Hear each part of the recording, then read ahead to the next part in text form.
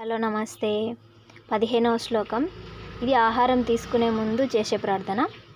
ఓం బ్రహ్మార్పణం బ్రహ్మహవిం బ్రహ్మాగ్నే బ్రహ్మణాహుతం బ్రహ్మైవ తేన గంతవ్యం బ్రహ్మ కర్మ సమాధినాం. దీని యొక్క అర్థం, ఈ ఆహారం బ్రహ్మని సమర్పించబడుతుంది మరియు ఆహారమే బ్రహ్మం. ఆహారం అనే అగ్నిలో బ్రహ్మం ద్వారానే హోమం చేయబడిన బ్రహ్మమును పొందుటయే దీని అంతిమ గమ్యం.